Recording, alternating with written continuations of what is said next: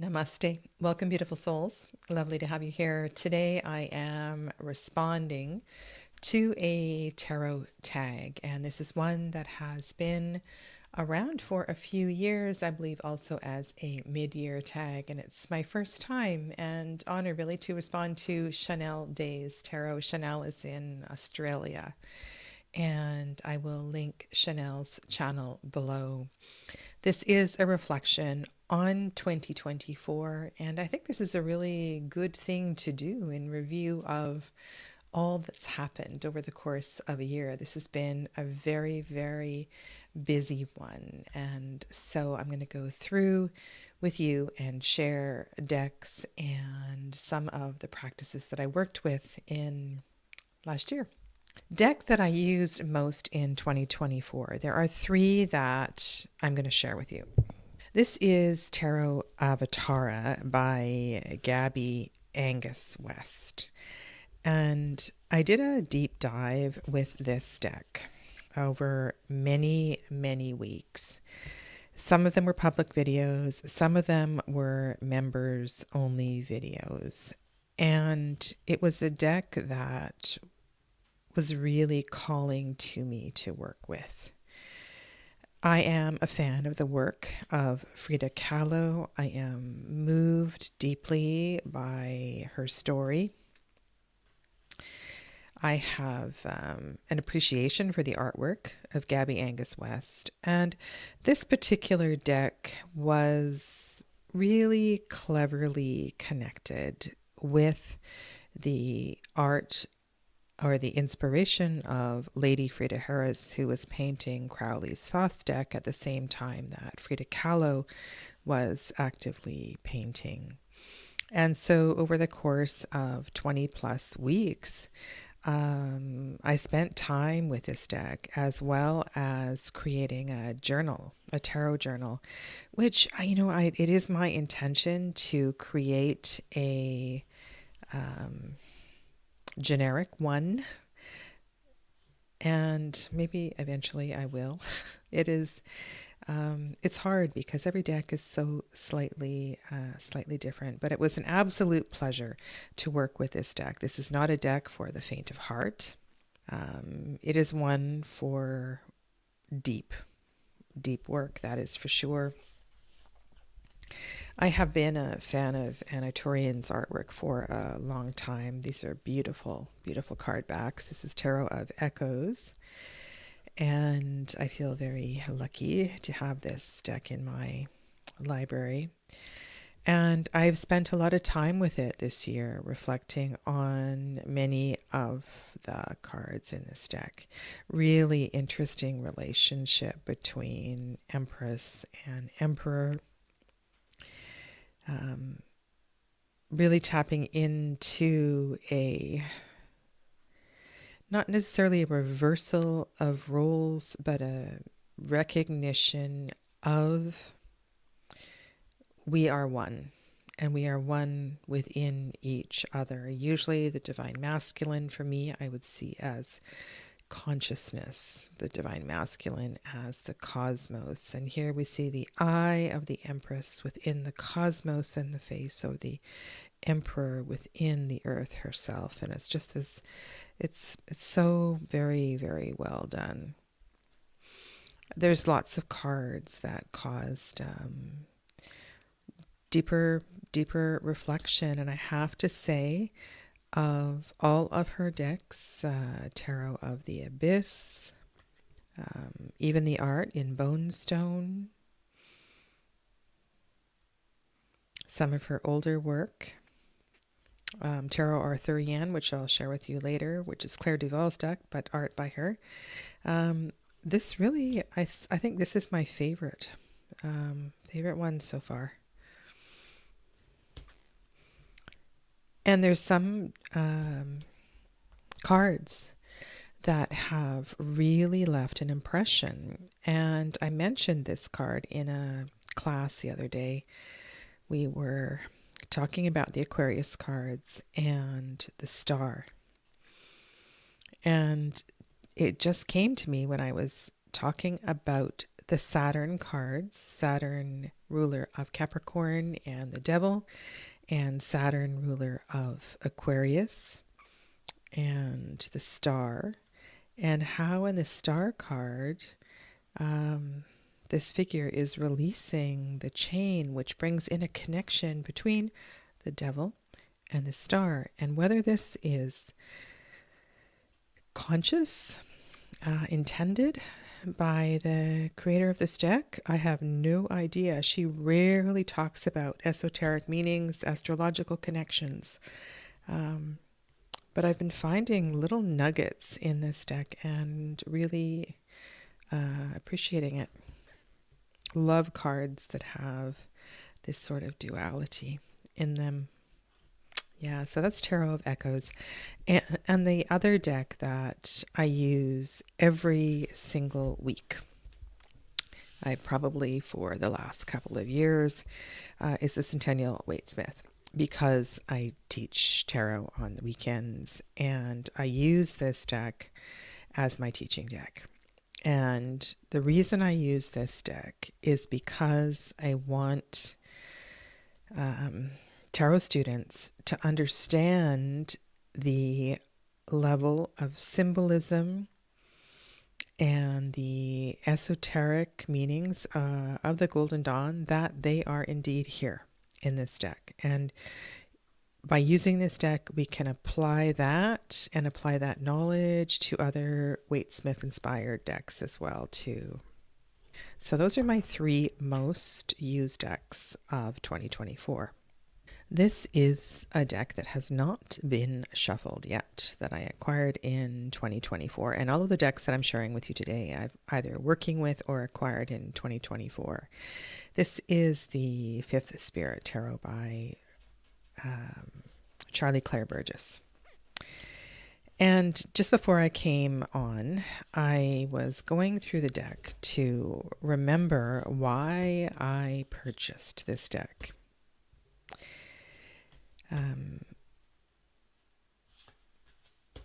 And I think it was for a few cards. Now, the card stock is lovely. This is one of those decks that makes that incredible sound.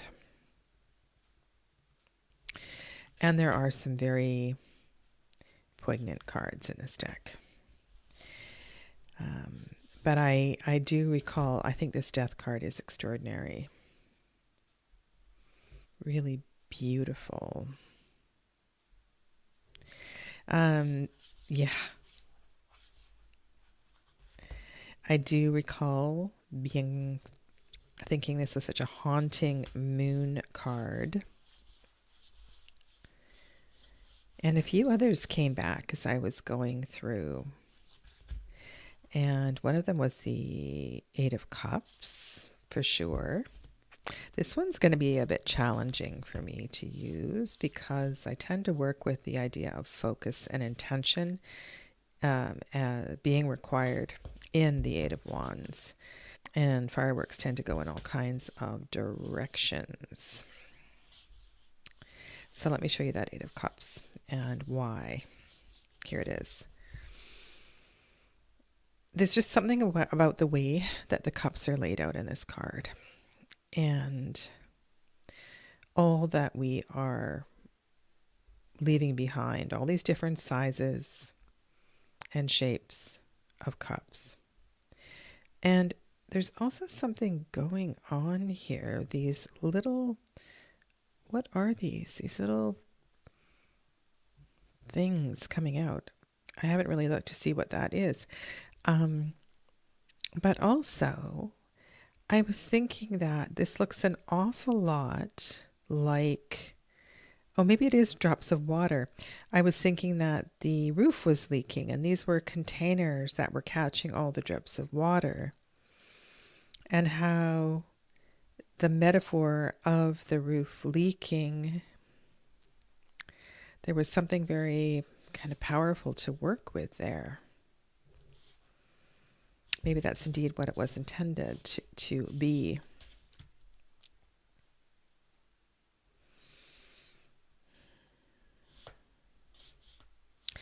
And so because there's a few really, I mean, this is a very inclusive deck.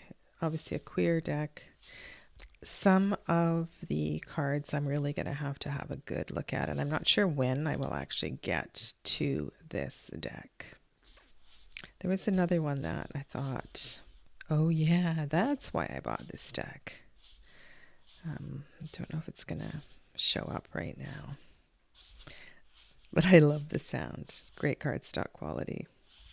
The final additions to my tarot library in 2024 were 2 decks by Marco Benedetti. And I really think that I need to credit or thank Masha of Musings by Masha for these acquisitions, because without her I wouldn't have purchased these decks. And I joined Masha in a tarot tag in 2024, selecting my favorite trump cards or major cards.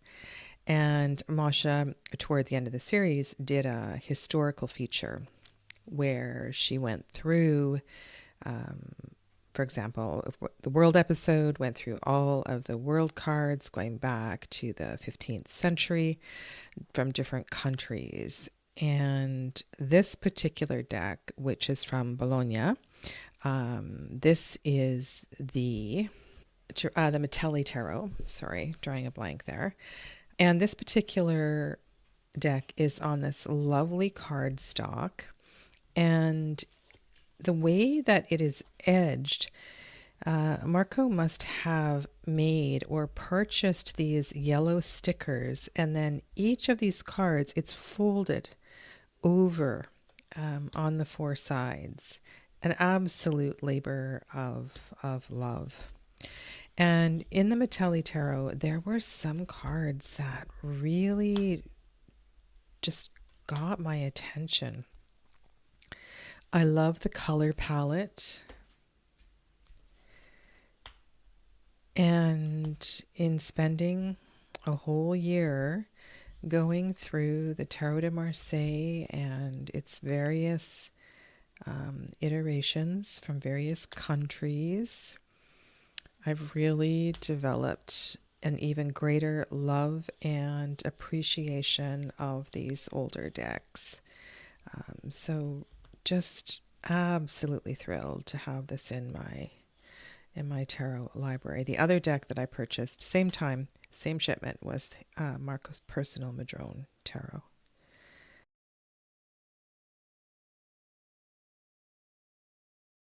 I feel very blessed to have this deck in my library. The other deck, final acquisition for 2024, is the Mythologia Fennica, which arrived New Year's Eve, maybe New Year's Day. This was a gift from the lovely Amelia, whose channel I featured, and I recently did a video honoring her artwork. And in a very large package of her art, she also included this tarot deck.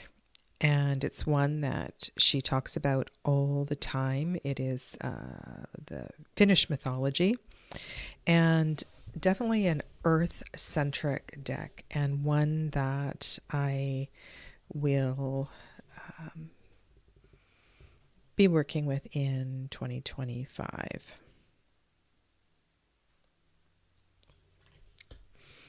It will take some time to read and understand and absorb the mythology, but I've been looking at some of these cards and really enjoying the artwork.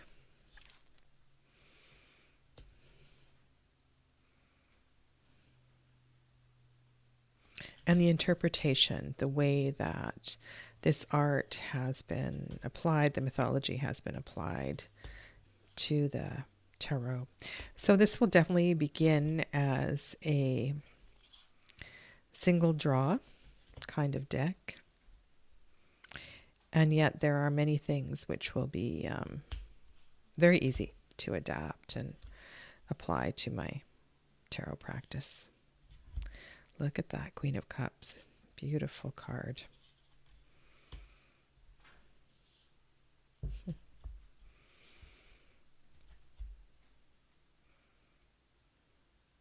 Three of Pentacles. It is a mass market deck. Lovely cardstock. So thank you to Amelia. And I will put her channel below in the description box so you can check out this lovely lady. Her married name contains this word, her husband's name, King of Pentacles, King of the Forest. The deck that I selected for the next tag is THROUGH 23. This is a really sort of fun deck, and I have turned away from, what do I want to say, Marseille inspired decks and working with ones that are more traditional restorations. And yet there was something so charming in this deck. The expressions on the faces are absolutely priceless. And it just makes me smile.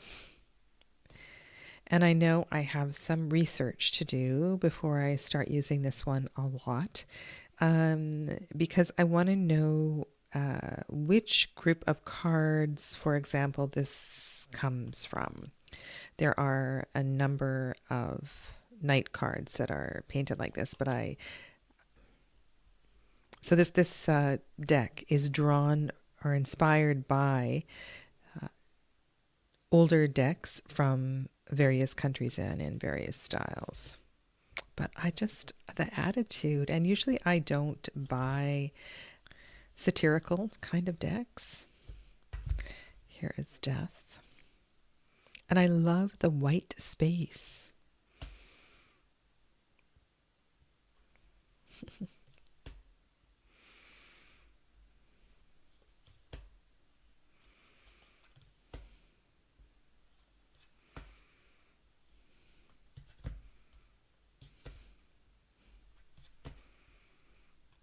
Beautiful Ace of Coins. And when I see this Sun card, it reminds me so much of a Ganesha story. No, not Ganesha, Hanuman. There's a Hanuman legend where Hanuman jumped up and caught the moon because he thought the moon was a mango.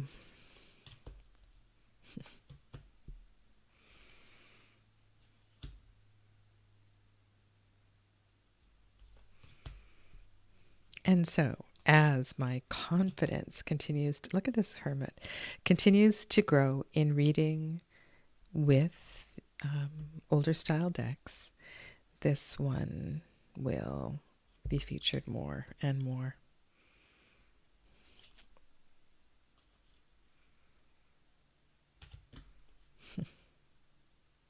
Lovely.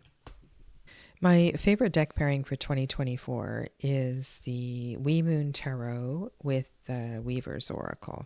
And while I have had both of these decks for some time, it was only 2024 that I decided to put these decks together. They are both feminine decks, decks of the goddess, of one's inner feminine nature. They are both extremely powerful decks that give amazing readings. And I spent a great deal of time with the Weaver's Oracle the previous year, probably, very slowly going through it, getting to know the tribes, understanding the directions better, and it came to have an even deeper place in my reading library. And I have been a fan of Wee Moon journals for a long time, and so acquiring this deck was a no-brainer for me. And while it has some different associations than I generally work with, it's been a great reader. Deep, profound, equally full of tenderness, urgency to deal with matters.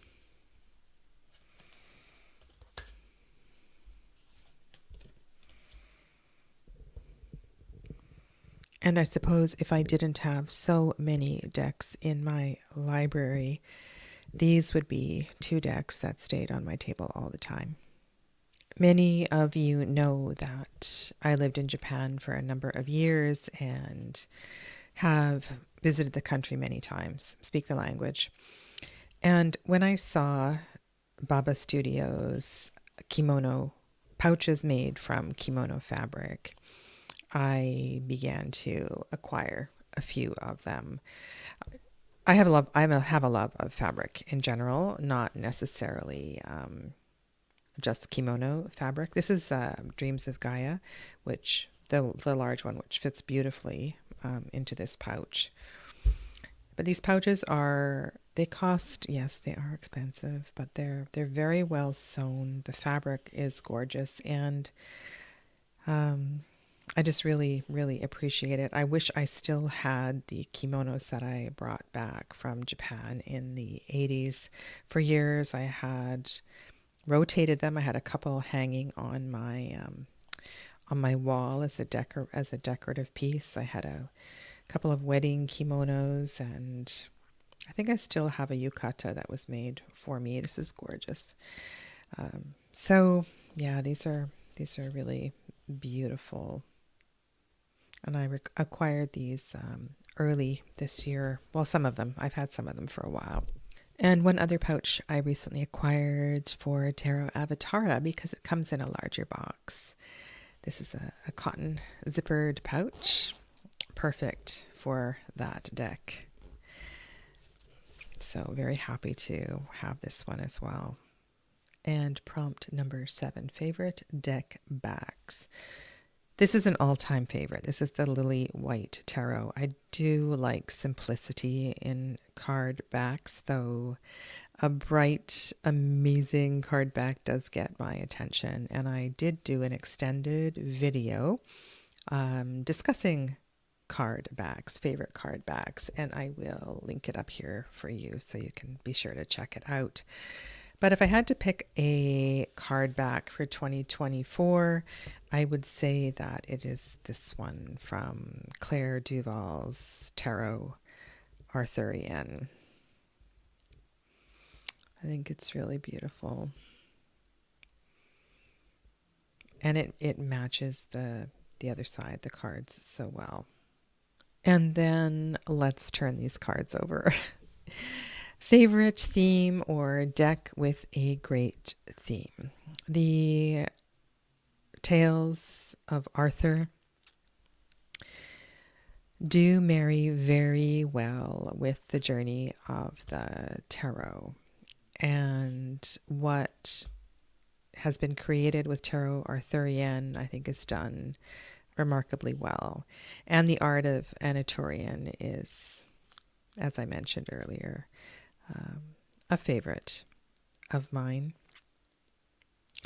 And I purchased this deck for multiple reasons. One is for Anna's art, but also because finally in 2025, I will be getting around to doing a deep dive with Legend, the Arthurian Tarot, which is out of print. And I'm going to pull in this deck as a reference deck.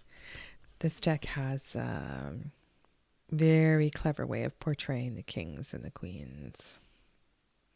All of them do this. You can match them up.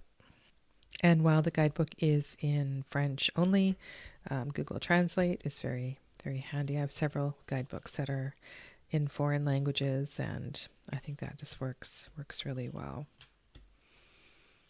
There's something about myth and tarot that goes together so well. If one can be in love with a tarot deck, this is one that has definitely captured my heart. I acquired the Fine della Torre in 2024. This is a reproduction by the International Museum of Tarot in Italy. And it was such a wonderful complement to the Tarot de Marseille series. So many cards that are done a little bit differently that created great conversation.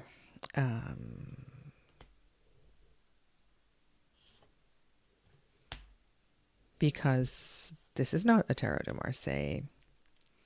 And it was such a joy to have this as we were going through all of the cards. And I say we because I did these live, these chats. This was all year long, every Saturday. And it was began with the minors and then the court cards and then the majors, and spent a lot of time comparing and contrasting cards. And this one was really special, and I love the paper. It's that uncoated watercolor type paper.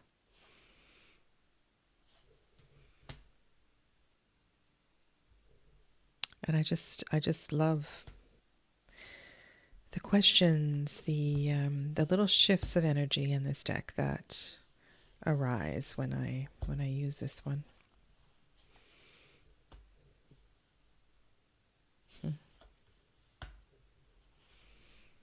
That's the Fine della Torre.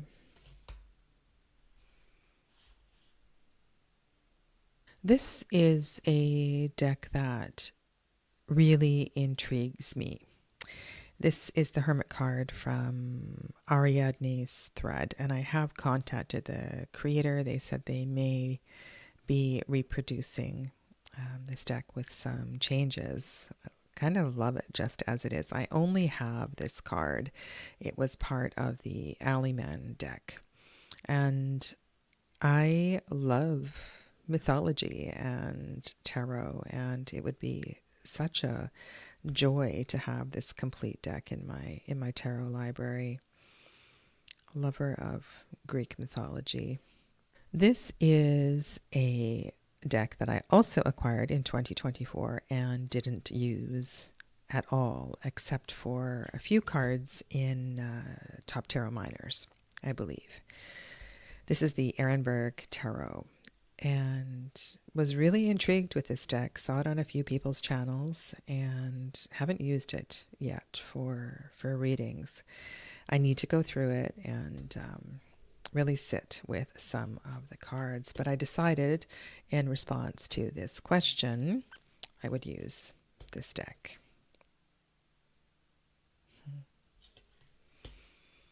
And the card that I chose for that is Strength. It is Strength. And I think this is a very interesting, this is a great Nine of Wands card in the deck. Let's see if I can find it. There is a corset. It was a very trying year, and I had to dig deep a lot of the time. And I think the lion medallion reminds me of how important some of the medallions that I wear are. There always is a meaning and an energy connection. And there's something about the corset here in that I feel it's restriction, and yet it kind of holds you together. I just feel that this is the kind of card I need to dive into when I am needing to remember that I do have plenty of inner resources. I'm looking forward to working with this deck. So yeah, so that, if I had to choose, that's a card that sums up 2024. In considering how I was going to respond to the final tarot prompt, I decided to share with you some of my journey on YouTube in 2024. And this is a course that winded up early in 2024, one that I'm very proud of. I created a course called Tarot Through the Chakras and did 2 sessions of it. And then in 2023 began Tarot Through the Chakras Revisited. And this gave me an opportunity to refine those 2 classes. And this is it's a great joy. I had great fun in the summer with this series, and it really gave me an opportunity to review some of my favorite spreads. And I have to say, I don't know if I could pick a favorite class, but it was really fun, and I learned a lot going deeper and deeper into many of these large spreads that I've been working with for years. In addition to the series that I did on Saturdays in reflecting on individual cards of the Tarot de Marseille, I also did quite a few side-by-side comparisons of the decks that I was working with. And this helped me to take all of that Tarot de Marseille study just one step further. This was the second year that I did an Advent calendar, and it was really a great discipline for me to get up every morning to do this for 24 days, even before I went to work.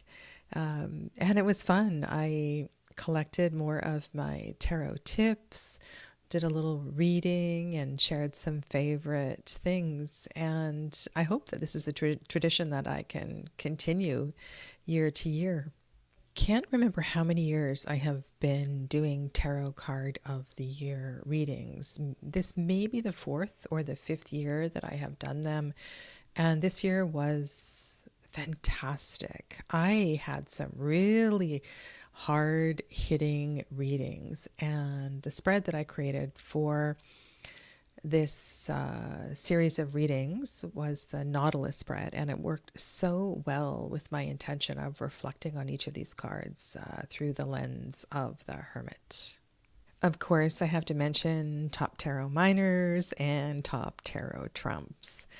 You can see Top Tarot Minors 58 videos and Top Tarot Trumps 24 videos in these series. And this was a great pleasure because these videos gave me a chance to go through my entire tarot library and have a really good look at what actually makes a top tarot card, and was kind of proud of myself that I actually finished the minor series. So that was really fun. And Tarot Foundations 2, Building Connections. Again, this is a class that is a refinement of previous classes and is still ongoing. The bulk of the class was recorded in 2024. And I've got a few more recordings still to do, but this is really like Tarot Through the Chakras. I'm very, very proud of that course. As for my personal practice, I did a lot of personal readings within tarot classes as demo readings. And I think I learned something about vulnerability and setting boundaries. So perhaps in the past, I shared a lot more intimate and personal detail. But what happened this year was I learned to, or become better at sharing a certain amount of private information while retaining my privacy. And yet still getting to the point of teaching what I needed to teach. So that was, I felt like I made a big step in that direction. As I mentioned earlier, I am finally going to get to Legend, the Arthurian Tarot by Anna Marie Ferguson. Now, this is an old deck. This was created or published about 1995. This predates the Llewellyn Tarot by the same creator. And my intention for this deck is to share it more as a podcast and to read aloud the stories and the legends for individual cards and link some of those legends together. I've wanted to work for this deck for a long time, and I've been doing a bit of preparation for this series. And as I look at the minor arcana, I'm like, oh my goodness, there's going to be some issues for me in getting clear. I also started a series in 2024 called hashtag 52 cards, 52 weeks, where I was working with playing cards. And I worked so hard in trying to incorporate more traditional cartomantic interpretations of the suits rather than pasting the tarot on playing cards. I think some of that will stay with me. I did not finish that series. It's the only one I didn't complete because I felt like I was struggling. And what I have learned about this deck is that the spears, so the batons and the swords, have a similar discombobulation, that it is not very clear, not very well delineated. The suits are not put in neat little boxes. There's a lot of overlap from the descriptions in the guidebook. So it's going to take some effort to pull this off. But I am very excited to use this deck for 2025. And so to close this video, I'm going to draw a card and share with you the legend of that card.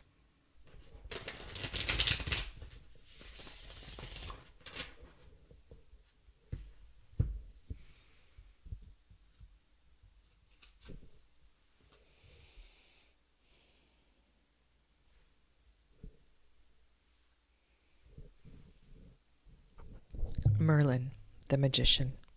Merlin is one of the most famous and fascinating Arthurian characters.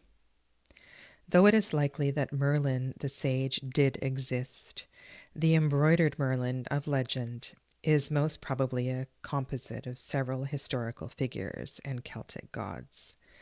Merlin was born a fatherless child of a virgin, which, when coupled with his uncanny gifts, led others to believe that his was an unnatural birth.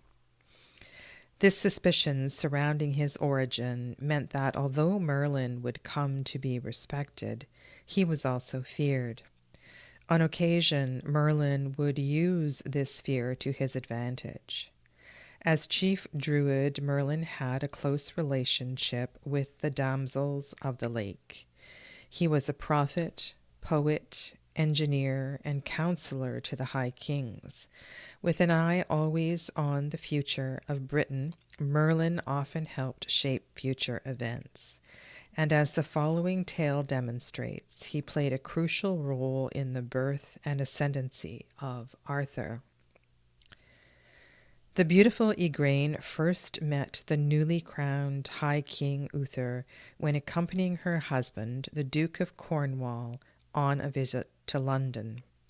Uther's attraction to her was immediate, and before long the king could think of nothing else.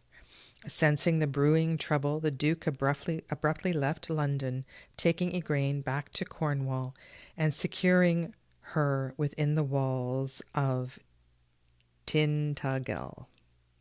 Uther followed under the pretense that the defiant Duke intended to undermine his reign. Uther's men clashed with the Duke's forces, but still the cliffs of Tintagel and the sea kept Igraine beyond Uther's reach.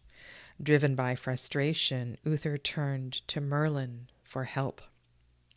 Upon hearing the story, Merlin became annoyed with the king for having risked civil war over his love for Igraine. After careful thought, however, Merlin agreed to help Uther reach the fair Igraine. His aid would be given on one condition, that the child conceived that night would be entrusted to his care. In his haste, the king agreed. By his arts, Merlin transformed Uther into the likeness of the duke, and that night the sage sent Uther into the castle posing as the returning duke. As the king lay with Igraine, his men engaged in battle with the duke and his followers. The duke died in battle, and this would plague Uther's conscience all of his days.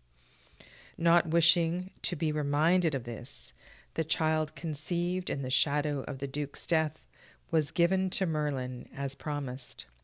Seemingly out of nowhere, Merlin appeared to claim the infant Arthur. Then, child in arm, he disappeared beyond the horizon. Throughout Arthur's early days, Merlin would often appear at crucial moments and then, with an air of mystery, retreat again into his wilderness. In this sense, Merlin was a bringer of the future, at times even its architect, manipulating events to ensure the healing of his torn land. And so it is my intention with this series in 2025 to weave the legend and the tarot and to share my love of the cards. Thank you for being here. Namaste.